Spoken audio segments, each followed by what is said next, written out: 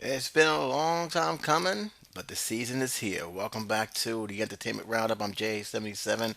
Got some stories to talk about, a couple of stories that happened in the entertainment world, both good and both sad, as you guys have heard during the coming weeks, and some that will scratch your head. Let's get to the sad news here. For those who have heard 48 hours ago, Garry Shandling has passed away of a massive heart attack in his home. He was 66. A very tough loss for the comedic world. It's always a loss when someone who spend their entire career and their life making other people's happy. It's very, very tough. Um, it's very tough to lose, especially when you hear stories that they themselves has gone through a lot over the years. Garry Shandling is no exception to that rule. For those who don't know, he actually did some writing in some sitcoms. One of them being the one I actually watched, Sanford and Son.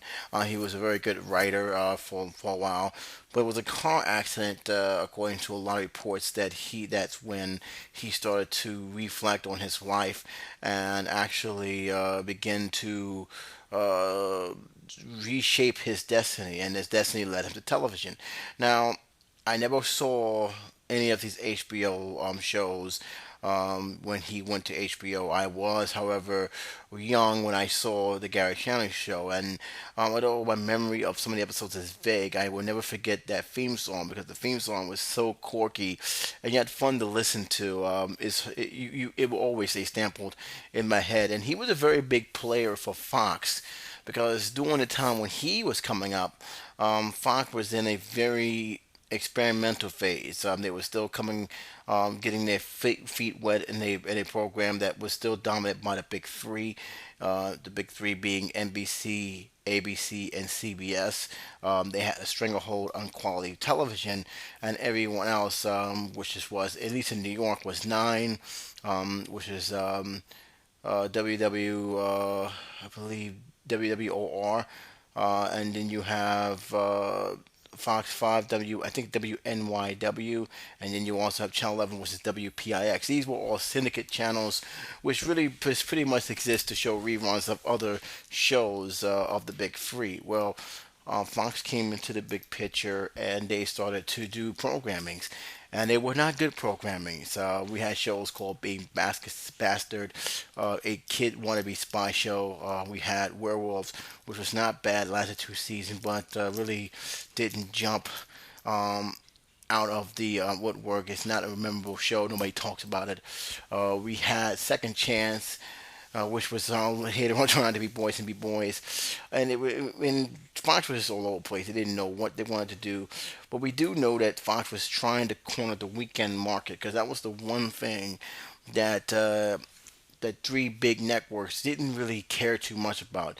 They wanted to corner that, and they started to form a Sunday lineup, which was consists of Garry Shandling, which had good ratings and actually lasted a pretty good minute, and had really, in many people's eyes, have paved the way for sitcom to rejuvenate itself during that time frame.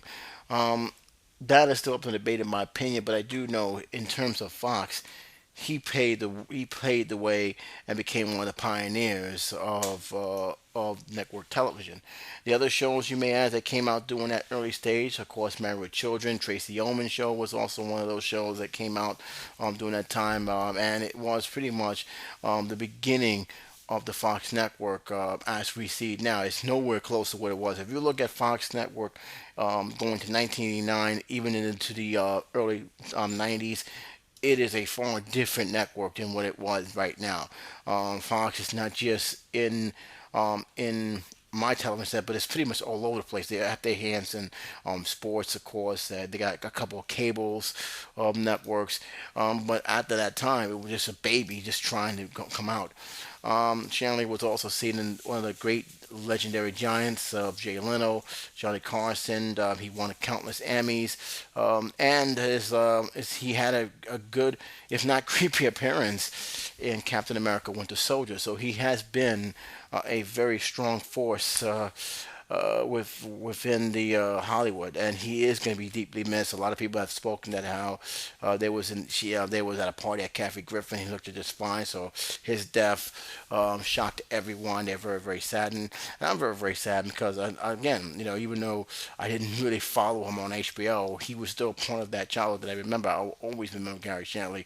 There was just something about his comedic style even as a kid, I found very unusual, but I just couldn't help watching and help smile because he was that unusual and that different. Because at the time, comedy was shifting. Comedy wasn't as clean as it once were. The guys who did clean comedy did it well was pretty much being faded to the sidelines in place of the Eddie Murphy and the Richard Pryor of the world. So hearing his comedy style and how he did it, because it's not the same. He had a very unique twist to it that made it all more funnier. He can be sinister too, because that scene with him, and I didn't even almost didn't recognize him. I had to really much pay attention to what he was. When he whispered "Hell Hydra" to one of the followers in that movie with the soldier, it was like, that's not funny. That's scary almost. But a lot of people have talked about that scene. I was actually even surprised he was in that movie, but his role did stuck out, despite the fact I didn't think he should have been in the movie. But that's just my opinion. The fact is, 66 years old. Yeah, I was stunned. I heard this when I was resting. I was listening to CBS News, and they announced that his passing has happened, and it's like, wow, what a crazy what a crazy situation to go through. And I read it across the papers, and again, a very sad loss in the Hollywood world, very very sad loss in the comedic world. Another comedic actor gone a little too soon in my taste. Garry Shandling passing away at 66. Um, Another situation going on. This is one of my major top talking points, and I probably will bring this up in the A Matter of Opinion.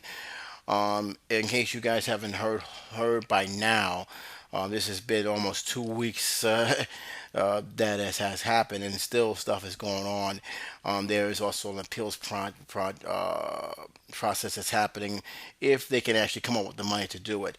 But Glocker lost the lawsuit. Hogan has have gotten a huge amount of money, $119 million in the lawsuit, plus an additional $26 million for the stress and mental damages that this have caused. And again, this was something when I heard the news about this. This was it really my first initial feeling of is thank goodness he won this case. I was very happy he won this case, and I know a lot of people saying, "Well, why can you be happy after all the stuff he have said about blacks in that video? How can you be happy that he's getting all this money? He didn't need to sue for that much money." I'll explain why I feel kind of happy for it, and just to recap a little bit, Hulk Hogan has sued Glocker for releasing a sex tape video without his knowledge. This thing was recorded by a former friend, which is known as Bubba the Love Sponge. Hogan was having sex with his wife with consent. I want to keep that in word. They both agreed to this. What they didn't agree to was having that sexual encounter recorded secretly. Bubba the Love Sponge had recorded and then sold it to Glocker, which in turn had posted it online. This led to the lawsuits happening and led to all other stuff that happened, which caused Hogan to be released by the WWE, pretty much banished by WWE because of some of the racial stuff that was said on that video. Personally, I thought it was a blatant attack towards Glocker to further ruin his image. I didn't think it was going to work, and this is proof of it. But it did left Hogan pretty much in a bad state. He has recovered from it. I know he's doing a lot of other stuff. He's just not with the wrestling organization now. But the damage has already been far from done. And this trial began. It was not long. It took a while to get the trial. It took longer for this trial to get off the ground than it was for the trial to actually finish. This didn't took long at all. And the moment Bubba the Love Sponge pleaded the fifth, I knew Glocker was in serious trouble. There was just no way they was going to win this case. And sure enough, it didn't happen. And again, I'm happy for a lot of reasons. Because one, no one has the right to post a private moment between two consensual adults uh, out for the whole world to see. I think for if anyone who violates any type of privacy at all, and I know Blanca was trying to say that that this was an amendment situation, which it's not, because if that's the case, they broke one amendment to get that tape out of there, and that's a right to privacy, which is actually a part of the amendment. If you guys look it up, I look up a lot of stuff over the last few weeks, doing a lot of research with the internet, so I know that we do have that. That thing still exists. Two, Blanca seemed to fail to realize that this thing was recorded without the knowledge of Hulk Hogan or even the wife, ex-wife now of Bubba the Love Sponge. It was only after the fact that she had found out about it because he up told her. But the fact is, it was recorded secretly. It was recorded without this consent. And in this case, for Bubba the Love Sponge, that is actually criminal.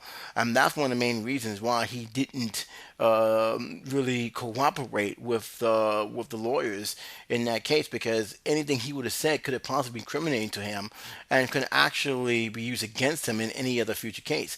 Yeah, I'm gonna say it right now. It's not. He's not off the hook. If Hogan wanted to, and really choose to, he can go after him for that, and the law will back him up because he illegally recorded him without his knowledge. And we do have laws. Jersey has laws. New York has laws against that kind of behavior. So yeah, Bubba Love Sponge, he wasn't going to put himself out there for Glocker, and that right there was a big, big factor here. Um, and again, Blanca was, the way the lawyers have framed it. I'm listening to what the lawyers are saying. They're saying that Hogan spoke about it in a sexual manner. It was with the tape, so that was free game. No, it's not. They're trying every last loophole they can finally find to exonerate themselves from the situation. But the reality is, it wasn't going to happen. If it didn't happen for 50 cents when he posted image, a video of a new woman for his video, it wasn't going to happen for Glocker.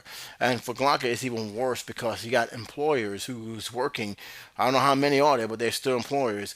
They now face the risk of them going under and losing their jobs. So a lot of people, even though Hogan did win, yeah, Glocker's going to lose. Going to lose. It's going to be more on the employee side than the employers, and it's very unfortunate. But again, this is a message that has to be said, and to me, I'm happy it happened for a lot of reasons. Again, if you're not a fan of Hogan for what he have said on the video, I'm disappointed what he said in the video. I can't get too upset for something that happened years ago. I even disagree with the fact that Hogan is being banned from the Hall of Fame. He built WWE, but the point was it was a lot of damage. And if anything else, Glock, if this was the case, to leak this information about what he said in the video to pretty much strengthen their cause, it didn't work. In fact, it actually hurt them because it really does show how grimy these guys are and how much they are willing to destroy a man's reputation just in light of what they have done. So to me, I have no sympathy for Glocker. I'm happy that Hogan won for that, and to me, it was deservingly so. And again, no one should have, if it's one thing that he allowed and gave permission to have the video show, he did not do that. This was not something uh, that he ever intended for that to be released to the public. And the fact that you had a friend who betrayed him, and that friend sold that video, and that video was let out there without the knowledge of his consent was damaging all to itself. So congratulations to him. Glock, of course, going to appeal. But for some reason, Florida, and it always seems to be with Florida with their laws, they have a weird way of dealing with appeals where they have to come up with a certain amount of money. I don't know how much that is, but that's an odd way. Obviously, legal fees are a little bit different in Florida than it is in New York, of course. But I just kind of find it odd that has actually happened, where we have a situation where if unless it may not go through because they may not have the money or the finance to do it. But one thing we do know is if this does stand, and it could be a possibility, it could be reduced. There's always a possibility in appeals court. But if this does stand, you can say goodbye to Glocker as we speak. They're gone. There's no way they can come up with no way the owners are gonna come up with $107 million plus the $26 million they owe to Hogan. They're gone. They're done. They're done. They're out of business. You better believe that. Uh, that seemed to be the thing about it. Sad thing I heard about the Tracy Morgan situation. First of all, I'm glad he's getting back on track. doing what he does best. It's been a slow process. It has been a good few years since his name started to pop up again. But I read an article from the Daily News that really, I'm happy he never went that route. But it showed just how much stress and how much the accident took a toll on him emotionally. And when you read the paper, when you hear what he had to say, you can very clear that this is not the same Tracy Morgan, and we may not get that same Tracy Morgan not only within his stand up, but also in movie frame. It's going to be interesting to see how his career takes a turn and when he starts slowly making his comeback, and he is. He's already lined up to do some things. He's already doing stand up, and he may be back on the big screen no later than 2017. So he's doing a lot of stuff. He's trying to keep himself out there. He's trying to keep him work. But there has been a time where he did consider taking his own life, and in case you guys haven't have forgotten, that Tracy Morgan was in a very serious car accident. His one of his friends and colleagues who was in that car died. He was pretty much banged up badly. Many people did not know he was going to make it. It was a miracle. If you would have seen the picture of that wreckage, you just say it's a miracle he got out of there alive. He ended up suing the truck driver. They was of course trying to say that it was his fault, but in the end, they just settled. It was even reports that his career, even though he will eventually will win his lawsuit, his career was pretty much over. There was no way he could actually recover from that. There's no way it can be the same. Um, and I wasn't gonna go say that all that because when you see him, it was obvious that he's been through a lot. But to hear that mentally he had considered taking his own life really showed just how much of a toll this thing has taken from him, and how much I'm actually hoping that his comeback will be successful because it is something it is pretty much starting over again from scratch. He's not going to get the big roles that he's used to getting, uh, and it's going to be pretty much saying, "Let's wait and see." However, excuse me, it's great to see that he's bouncing back. It's great to see that he's doing things, and it's great to see that he's opening up at the same time, not letting what has happened to him consume him, and which is something he could have done. So this was a very situation. I'm just sad that that's actually almost led to what he was saying. And again, it only shows that he is a controversial figure in many ways. He said a lot of stuff that I didn't like, but he's still human. And the stuff that he went through is not something he's gonna brush off. That is a scar that he's gonna have for the rest of his life, especially since he lost someone in the process. Guilt like that does happen where people saying why my friend go, how come I didn't go, how did I survive this and he didn't, scenario. So I'm hoping he understands that this is not his fault, the accident happened.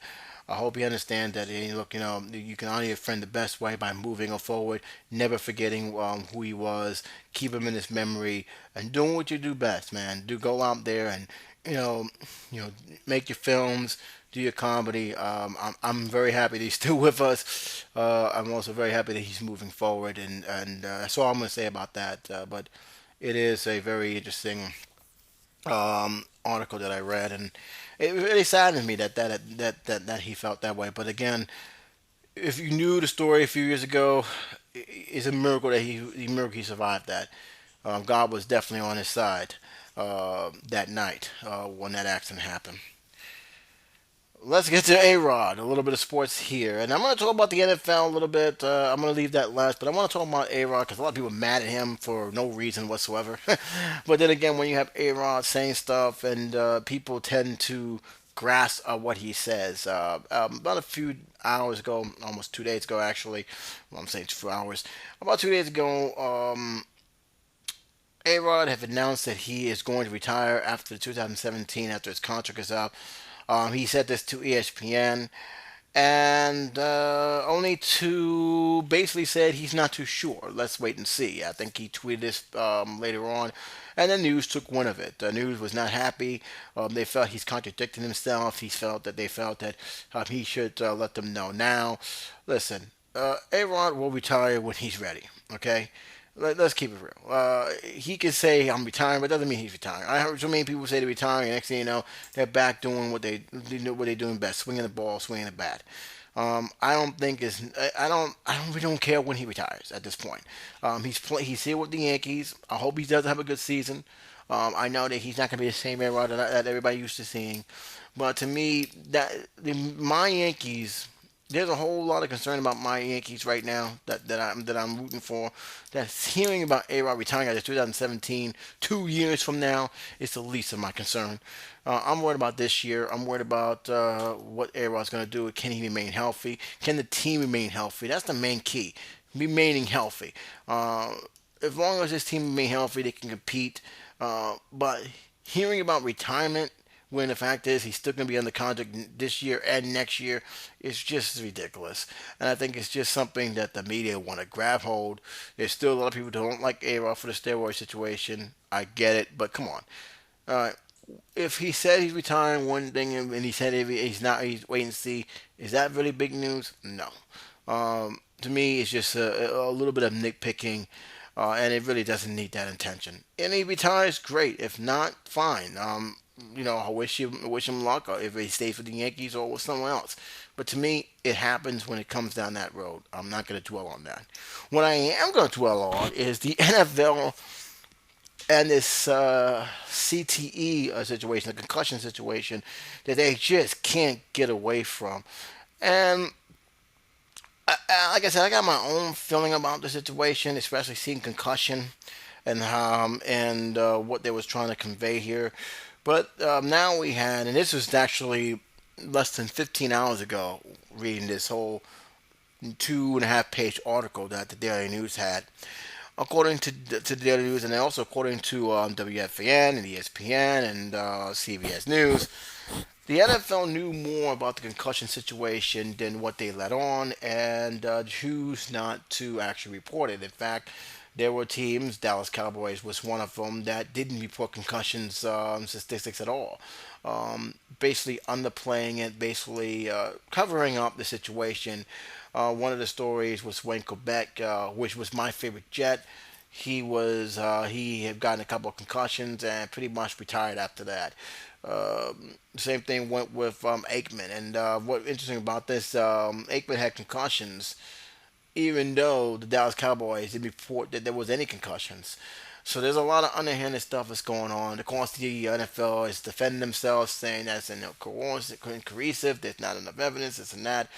And yet, here they are dealing with a lot of other issues, lawsuits, and even changing rules to try and lessen the concussion rate that is happening. Because I don't know if you guys have noticed or not, this year they had more concussions than they had last year.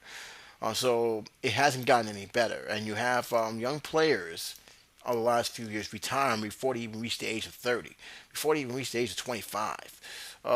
And a lot of this because, one, some of the players said they had loss of memory.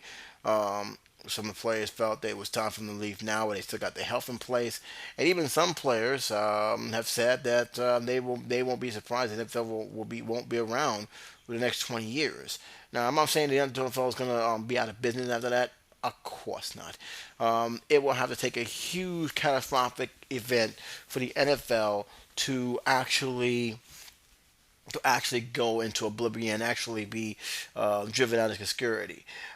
It will have to take something like that has happened when the NFL was young in the 1920s, when the NFL didn't have rules as they have right now, with the NFL where people actually died on the field, and Congress was considering banning the sport altogether.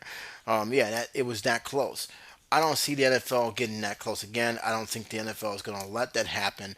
And one of the major things we are seeing here is these rule changes. Now, a lot of people don't like this. They feel it is pampering too much is holding the quarterback's hands. They're pampering too much because every little hit they're gonna take is gonna be considered a penalty. One of the coaches, some of the coaches don't even like it because it says it forces it make force other players to be mindful because other people may be baiting them to take favorite fouls because now they're adapting. If you get two favorite fouls in one game, you can get ejected. So these are the kind of things that is happening. But all this stems to the concussion rate and how the concussion situation is. They can't just get under that, and they never will because let's be honest, football, like many other sports, is a contact physical sport, and that's the risk that you go with playing this kind of sport. This is one of the things why I'm pretty mixed of what a lot of people are saying about what the NFL doing on one hand, but at the same time, and I'm just saying this. This is my own personal opinion. You may not, we don't have to agree with me on this. In fact, I'd like to hear your opinion on this. It's hard for me to sit there with a straight face and say you didn't know the risks when playing this sport.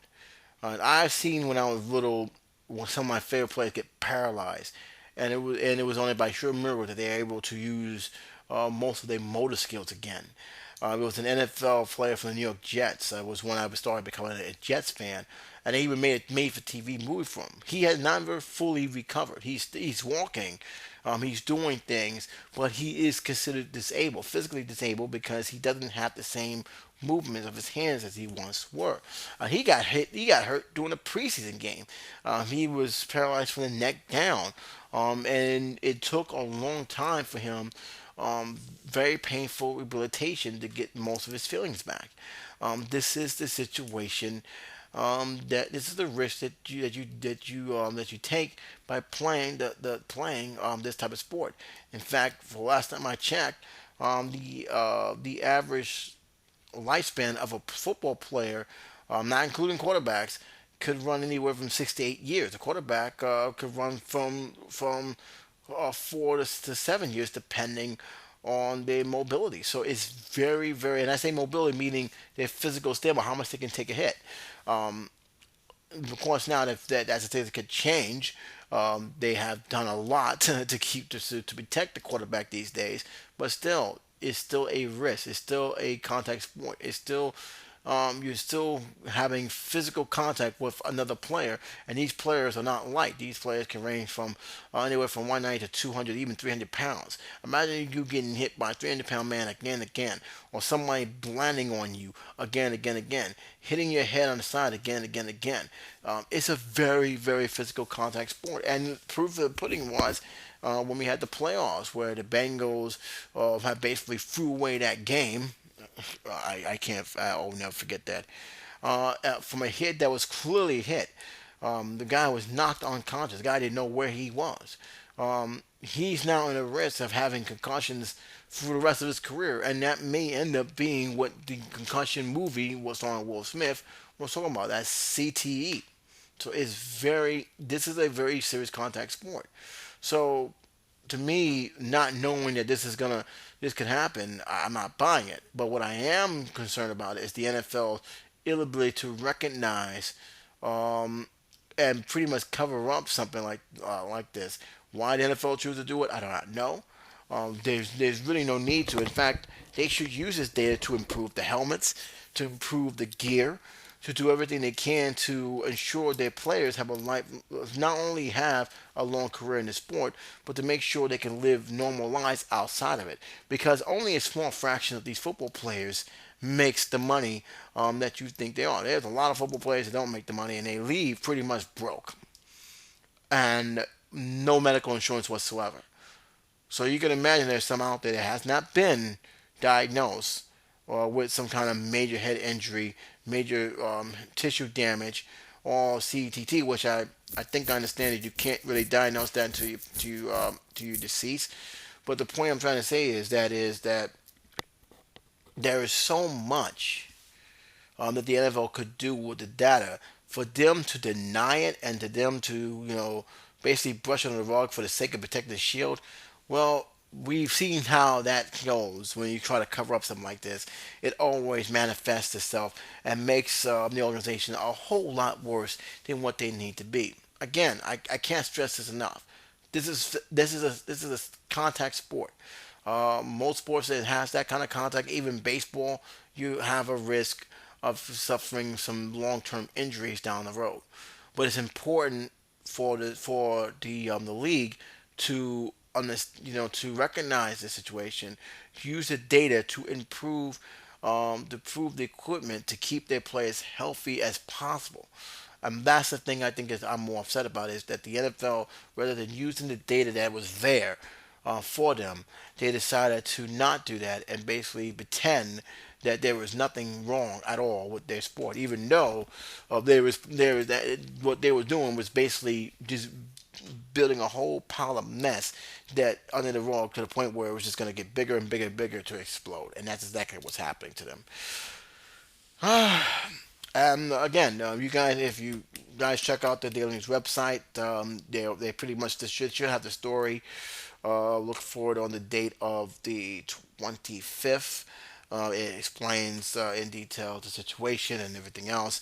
And to me, that's the thing that bothers me more so than anything else. That the NFL just don't seem to get it. They're constantly trying to defend themselves and constantly uh, trying to underplay it.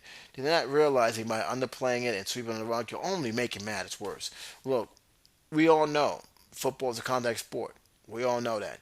My concern is, could you please use the data that's necessary to see the situation and to, if not just make the rules, but have better equipment, have better ideas, have better trained doctors? Because sometimes these doctors are purposely covering up some of the stuff they shouldn't be covering up.